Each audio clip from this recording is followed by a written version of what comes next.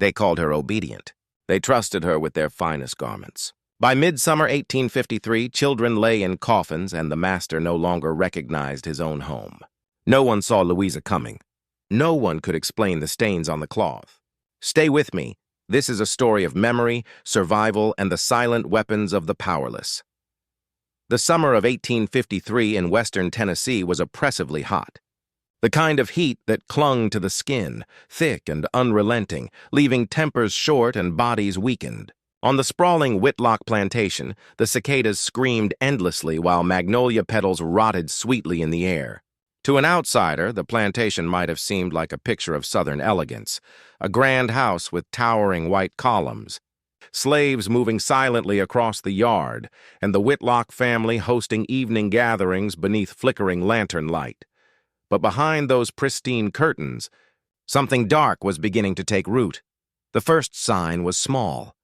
So small it was almost dismissed. 8-year-old Clara Whitlock complained of an itch beneath her arms. The doctor blamed the heat, prescribed cool baths and ointments, and left. Days later, Clara's skin erupted into angry red blisters. She wailed through the night, fevered and delirious. Within a week, she was dead. The household fell into mourning, but the tragedy didn't stop there. Soon, Mrs. Whitlock developed a rash. Then the master himself grew pale and confused, muttering nonsense and forgetting where he was. By July, 2 more children were buried under the old oak tree, and whispers of a curse swept through both the enslaved quarters and the nearby town. The doctor returned again and again, baffled. It wasn't yellow fever. It wasn't smallpox. Something unseen was eating the Whitlocks from the inside out.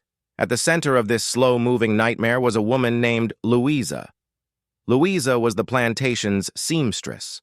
She lived in a small cabin behind the main house, surrounded by scraps of fabric, spools of thread, and the soft, constant sound of her needle moving through cloth. She had been sold to the Whitlocks when she was just 14. Quiet and slender, she was the sort of person who slipped easily into the background. Unseen, underestimated. The Whitlocks valued her skill. Mrs. Whitlock would often boast to her friends, "No one stitches like my Louisa. Even in Boston, you couldn't find better work." Louisa mended the master's waistcoats, altered the mistress's gowns, and even embroidered delicate christening robes for the Whitlock children. She never complained, never spoke out of turn. To the family, she was obedient, harmless. But Louisa's silence wasn't emptiness. It was calculation. Before the Whitlocks, Louisa had lived on a small plantation in North Carolina, where an older enslaved woman named Bet had raised her after her mother died. Bet was known among the enslaved community for her knowledge of plants, how to heal, how to soothe pain, and how to cause it. She taught Louisa to identify dangerous herbs and roots, belladonna, hemlock, geyserweed, and a strange, bitter resin that seeped from a tree deep in the woods. Bet would whisper to Louisa at night. When the overseers were gone, about the old ways, knowledge carried across oceans, hidden in songs and lullabies. She told Louisa that every plant had 2 faces, one for life, one for death. When Bet died, Louisa carried that knowledge with her. She didn't speak of it. She didn't dare. But she never forgot. The Whitlock family believed their illnesses were caused by foul air or bad water. They didn't notice the pattern at first. Every person who fell ill had been wearing garments recently mended or sewn by Louisa. The rashes always began where the fabric touched the skin most tightly, under the arms, around the collar, at the waist. Louisa worked late into the night, her fingers pricked and stained by dyes and strange mixtures she brewed in secret. To anyone watching, she was simply doing her job. No one questioned the odd smell of her dyes, chalking it up to the natural odor of plant-based coloring agents. But Louisa wasn't merely sewing. She was weaving revenge. Her motive was born of deep generational pain. Years earlier, when Louisa was just a child, she had witnessed the Whitlocks visit her former plantation. She remembered the way Master Whitlock had laughed as he struck an old man for moving too slowly. She remembered the cries of a young girl dragged to the fields at dawn, When Louisa was sold to the Whitlocks, she recognized them instantly. They didn't recognize her. To them, she was just another face, another set of hands to exploit. But Louisa remembered everything. She began her plan slowly, carefully. At first, just a single stitch laced with her special mixture, a blend of crushed belladonna and resin that would seep through the skin over time, causing fevers, hallucinations, and eventual organ failure. The garments were like silent weapons. When the Whitlocks wore them, the poison entered their blood. It was slow, untraceable by the limited medicine of the time. By the time anyone suspected, it was far too late.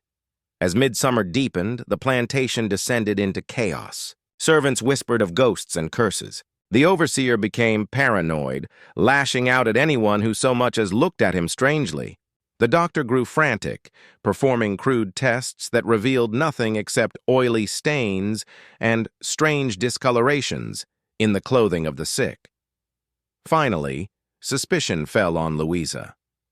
A pair of stable hands claimed they had seen her collecting strange plants near the swamp. When the mistress's favorite gown caused terrible blisters on her arms and neck, the overseer stormed into Louisa's cabin. But he found nothing. Only neat piles of folded cloth, labeled jars of natural dyes, and a sewing kit arranged with meticulous care. There was no proof. Still, the overseer demanded she be punished. Louisa was locked in a windowless storage room beneath the main house while the family decided what to do. Louisa never begged, never explained. She sat in the dark, her face unreadable. When the master's eldest son came to question her, she only said one thing: "Threads remember." Those were the last words anyone ever heard from her. That night, a violent storm swept across the region. Lightning struck a nearby tree, shattering part of the main house. In the chaos, Louisa's cell was found empty. The door was still locked. There were no footprints in the mud outside, no broken boards or windows. It was as though she had simply dissolved into the air. The next morning, the master himself was found dead, his body covered in strange, branching patterns like veins drawn in ink beneath his skin. By autumn, the Whitlock family was gone. Some fled to relatives in other states. Others died mysteriously, even miles away. The plantation fell into ruin. Locals began to whisper of the seamstress's curse. For decades, the house stood abandoned. Children dared each other to run up to the porch at night, swearing they could hear the soft click of a needle in the dark. Hunters reported finding scraps of fabric tangled in tree branches, each piece marked with oily, dark stains. In 1962, a historian exploring the ruins discovered a trunk hidden beneath a rotting floorboard. Inside were dozens of carefully labeled fabric swatches, along with a notebook written in an unknown cipher. The historian kept the trunk in his study. Within a month, he fell ill with a mysterious rash and died. His family burned the trunk, terrified. Even now, locals leave spools of thread on their windowsills to ward off Louisa's spirit. Some claim to have seen her in the ruins, a shadowy figure bent over a sewing table, humming softly as she works. No one knows what truly happened to her that stormy night. Some say she escaped north, blending into the growing free black communities of the time.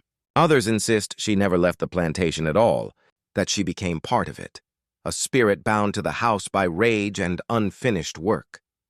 The mystery remains unsolved. Was Louisa a brilliant poisoner who used her skill to strike back at those who had wronged her? Or was she a victim of superstition, her disappearance exaggerated into legend by fear and guilt? The only certainty is this: the Whitlocks underestimated the quiet woman who sewed their clothes. They thought she was obedient, harmless, but Louisa understood something they never did, that the smallest, most invisible weapons are often the deadliest, and somewhere, beneath layers of dust and time, the faint echo of her needle still lingers, stitching vengeance into the fabric of history.